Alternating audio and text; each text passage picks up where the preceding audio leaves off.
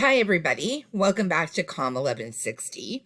This is week 11. It's the week starting March 29th, although you might be starting to go through this material a bit early if you're ahead of time.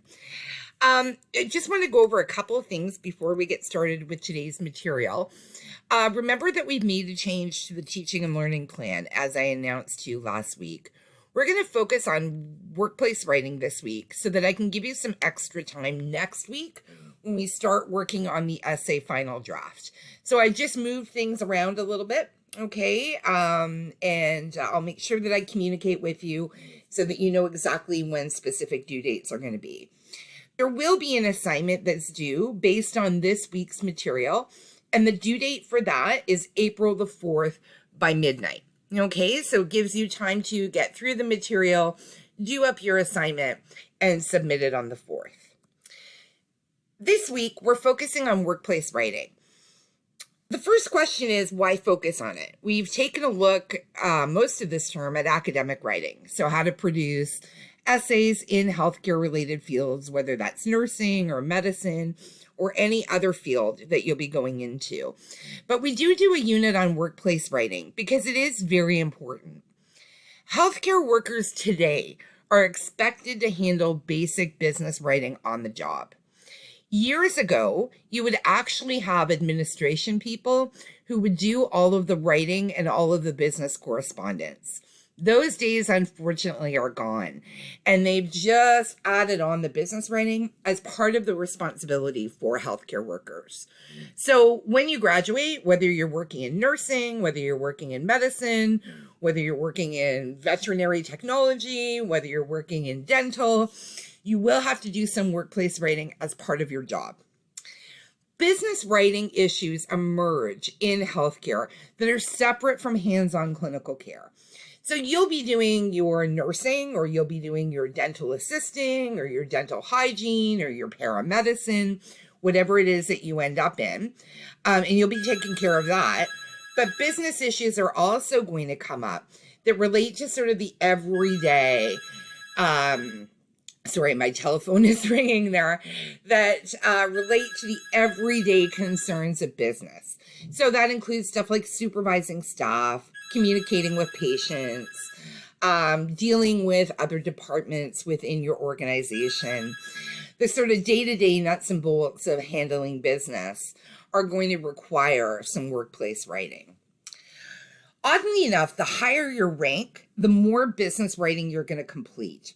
So if you are thinking in the future that you want to go beyond just entry level in your field, you'll find oftentimes that moving up the ladder requires more responsibility in terms of supervising people and in terms as well interacting with patients or other departments within your field.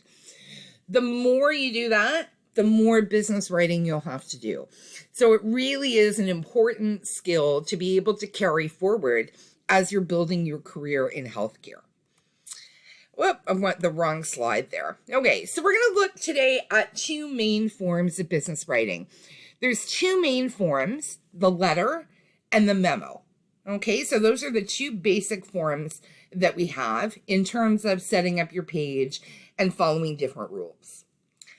Business letters go from an organization to somebody outside that organization. So somebody who is not employed at the same place as you are. So that could be a letter to a patient, a letter to another organization. So you have to order some equipment or some supplies from another company. You would use letter format. Memos, okay, are something different, and they're set up differently. They go from person to person within an organization. So if we are both working for the same company or the same hospital or the same clinic, and we want to communicate with one another, we're going to use memo format. Okay? Email, oddly enough, can straddle both forms. Okay, so emails can either be formatted as a letter or they can be formatted as a memo. The odd thing about healthcare, though, is that healthcare has been pretty slow to go to electronic communication. Paper letters and memos are still frequently used. I think a lot of this has to do with privacy, that you can't assure that electronic records are always the safest, okay, or the most private. And so a lot of doctors' offices, hospitals, healthcare organizations have stuck with paper, even though other industries have been really quick to go to email. So don't be surprised, okay, if you walk out even 5 years from now into the field and find that you're being asked to produce stuff on paper. That's pretty typical, okay? Some places have been moving towards electronic information. I know my doctor's office has just very recently moved on to electronic information. I think it may have something to do with COVID. So they have started to do email, but up until that point, they were completely paper-based. So it really depends, on where you end up. The good news is that the format that you're learning can be used either electronically or on paper. We're going to take a look at letter format first. And remember, letters go from you to somebody outside your organization. There are specific rules about formatting a letter correctly. Letters also are usually printed on letterhead, okay, which is special paper that's been designed, usually has some kind of graphic and has some other information like the address, the phone number, the website. I have given you, a template example in Blackboard, and I'm just going to pull that up right now so that we can take a look at it. And I can show you the different parts of the letter. So I've made up some fake letterhead here, okay, for my letter writing template. And you're going to be doing up your own letterhead. I'm sure you'll be far more creative than I've been. Mine looks pretty basic. So I've included a graphic up here at the top, the name of the institution, I'm calling it McRae Hospital, the address, okay, and a telephone number. So again, all of this usually when you walk into a job is pre-done for you. So it's pre-printed either on actual paper, or if you're using an electronic document, they have some type of template that's already set up for you to use. This stuff down here is where you actually start writing. So if you can see where my mouse is pointing, this is the information that you're going to include. The first thing in a letter, okay, is the name and address of the person that you're writing to. So you'll notice here that I'm writing to Ariana Grande at Niagara College, and I have an address, street address, a city and a province, and a postal code. You want to format it exactly like this. Okay, so exactly in this order, no spaces in between the different elements. You'll also notice, excuse me, that I've not put in Mr. or Ms. or Mrs. Modern thinking in business writing now is to leave that stuff out. Really, it's because you can't tell what somebody's preferred title is simply by their name. So you don't necessarily know how they identify in terms of gender. You don't know how they identify in terms of marital status. You really have no information about what their preferences are. So the new thinking is to leave that stuff out and just to put in your first name and your last name, okay? After you include the address information, you're going to skip a line, and then you're going to put in the date that you're writing the letter. The date should take the format month, numerical date, comma, year. You're going to skip another line, and then you're going to open up the letter. The standard format is Dear So-and-so, okay? So I have Dear Ariana Grande. Notice as well that instead of a comma, like you might do when you're writing a very personal email or a card or something to someone, instead of a comma, I'm using a colon. So in business writing, we use the colon after the name. This stuff here represents the paragraphs, okay, that I'm including in my letter. And you'll notice, just to make it difficult, is different than APA format. So in business writing, we don't do any indentation for paragraph. All we do is start the paragraph off over on the margin, conclude the paragraph, and then when we're moving on to a new paragraph, we skip a line, okay? Start the next paragraph, again, no indentation there. Finish the content of the letter, and then we have what's called, in business writing terms, the complementary close. In business writing situations, that's 99.9% of the time the word sincerely followed by a comma.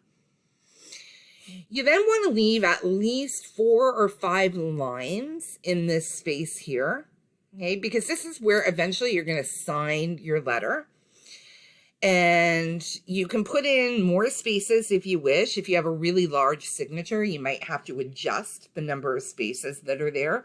But generally 4 or 5 is about the right amount of space. You're then going to type your first and your last name. And then underneath your name, you're going to put down your official job title. So that might be registered practical nurse. That might be primary care paramedic. That might be veterinary technologist. That might be dental hygienist. Whatever your official title is after you graduate, your official professional title, you would include it right after your name. Letters are generally no more than a page, okay? Because business communication focuses on being very economical and being sort of to the point, you probably will not go over a page. You'll also notice that I'm using a 12-point font for all of the writing that I'm doing here. Excuse me. 12-point font is about the minimum. I know a lot of people like to use 10 and 11, but something happens around maybe the age of 35. 10 and 11 starts appearing really small. Okay, so for ease of reading, for accessibility purposes, to make sure that no one has any difficulty, you want to make sure that you use 12 or larger when you're writing so that people have an easy time seeing that information. I've also used Calibri as the font, so that's the standard Microsoft Office font. You can pick whatever font it is that you wish, as long as it's a professional looking font. So you can continue to use Times New Roman if you like that. You can continue to use Arial if you like that. You can stay in Calibri, entirely up to you. The only thing you don't want to do though is pick sort of a sillier looking font that looks unprofessional. So I know, like, if you take a look at some of them or whatever, like Algerian would probably not be a great choice. Let's take a look at some other ones. Cavallini probably would not be a great choice. The comic one definitely would not be a great choice. Chiller wouldn't be a great choice. So you want to stay with a fairly professional looking font there. Okay, and that's it in terms of formatting for your letter. We'll talk about strategies for writing a letter in a future video, but this gives you the basics in terms of your page setup. Now let's go back and let's take a look at memo format. So just like letters, memos have specific rules about how they're formatted. We're going to go over those, and I have as well given you in the same file a template for memo writing. Remember again that memos go within an organization. So from one employee to another employee. Usually, most places that you work at will have some sort of a template for memos. So they'll want to have consistency so that all memos look alike. So they'll usually have on their computer systems a blank template that you use for memos. I've created a blank template for you here on Blackboard in Word that you can use for your assignment, or that you can use anytime you need to do a memo. It's a very basic looking template. So let's take a look at it because there are some specific rules. Memos always start with the word memo or memorandum up at the top, and then it goes into what they call the routing information. Excuse me, I don't know why I'm coughing so much today. A little dry, pardon me. Okay, so then we go into the routing information. This is the information about who's written the memo, who the memo is going to, the date of the memo, and then the subject of the memo. And you can see it set up a very specific way. So I have my different fields, to, from, date, subject, all lined up to the side. And then I have an internal margin that I create just by tabbing over so that I line up all of the entries, okay, over on the side. So in my to field, I put the name of the person that I'm writing to, followed by a comma, and then their specific job title. Even if I have known this person for 20 years, and it's very apparent, I am very familiar with what their job role is, I still need to include that because, again, remember, I'm creating a paper trail. So other people may need to look at this. It needs to be very clear who this communication is going to. My from line, I'm going to do the same thing. So my first and my last name followed by a comma, and then my job title. Okay. Date is the next line, and just like the letter, you format that month, numerical date, comma, year. And then I have a subject line. The subject line can be a little difficult to write because it needs to be what they call telegraphic in format. It is not a full sentence, okay? So it's just like a title that you're giving. You want to make sure that you're very specific in the subject line, okay? So you wouldn't want to have a subject line like hi or update without giving any additional information. The reason is that this document will eventually be filed or other people may need to take a look at it. It's very important that people are able to identify the content of the memo without having to actually read the whole memo itself. So be as specific as you can, okay, when you're titling your memo. That's also very good practice with email as well. Okay, so make sure that you're being very specific in the subject that you're providing. It's also a courtesy to the reader, okay? Because if they have 25 memos sitting on their desk, they might want to just glance through the subject lines to make some decisions about the priority with which they're going to read various things or act on certain things. All of this has a line, skipping a line in between each element. And then usually most memos have this long black line that separates out the routing information from the actual content of the memo. So what I've just highlighted on the screen here is the actual content of the memo. And again, this is just a little 2-paragraph memo that I've written. You'll see that just like the letter, I'm not indenting for paragraphs. And to show that I'm moving to a new paragraph, I'm skipping a line. What you do not see is dear so-and-so. We don't use those in memos. We get right down to business. And you don't see sincerely so-and-so, okay? That's letters. In memos, you don't include that at all. Instead of signing, like you will on a letter, usually what you do with a memo is beside your job title, you initial in pen, okay? And that shows that you've authorized this memo. So, no signature, no closing, right to business, okay? Because it's from employee to employee. That's a brief overview of the formatting for the letter and the memo. Like I said, I am going to put this template file up for you in our folder so that you can take a look at it or you can play with it when we're actually going to be doing the workplace assignment. In the next video, we're going to talk about how to actually strategize for different situations. So I'll talk to you then.